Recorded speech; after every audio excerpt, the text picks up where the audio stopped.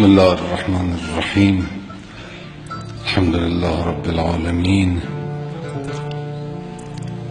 فی الکافی عن امیر المؤمنین علیه السلام فی کلام الله ضع امر اخیک علی احسنه. کار برادر دینی خود را حمل بر بهترین وجه کن.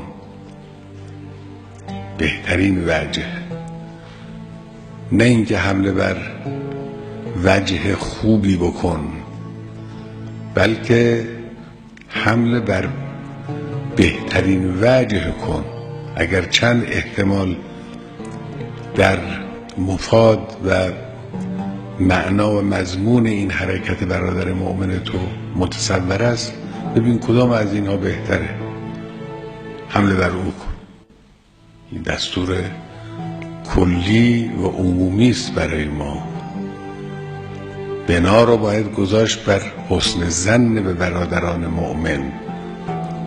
حتی یأتیک ما یقلبک منه، تا وقتی که علم پیدا کنی، حالا یا علم یا اون چه که به منزله علم از شرعاً، مثل بیانه ای از این قبیل چیزی.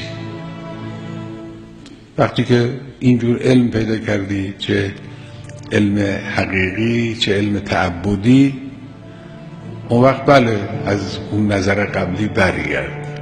اما تا وقتی علم وجود ندارد حمله بر احسن کن. بعد همین رو توضیح میدند. ولا تظنن به کلمت خرجت من اخیک سوءا. اگر جمله ای از زبان برادر دینی تو خارج شد، ظن سوء درباره اون جمله مبر. یعنی اگر احتمال داره که فرض بفرمایید علیه شماست، تعریض به شماست، احتمال هم داره که نه، علیه شما نیست، تعریض به شما نیست، یک حرفی رو داره میزنه طبق عقیده خودش، این رو حمل نکن بر اون معنای بد. ولا تظنن بکلمت خرجت من اخیک سوءا و انت تجد لها فی الخیر محلا. در حالی که جایی وجود دارد، محلی و محملی وجود دارد برای اینکه این حرف را حمله به خیر بکنیم، در این صورت اون را حمله به شر نکن، مگر اینکه محملی وجود نداشته باشد. این بحث دیگری است. این اون معیار اسلامی و میزان روابط اجتماعی ما در اسلام است. اینجوری باید با هم برخورد کنیم.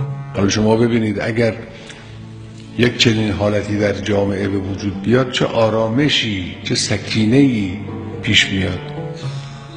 افراد نسبت به یکدیگر هی دچار سوء ظن و بدبینی و اینا نخواهند شد. خیلی چیز محترمی است.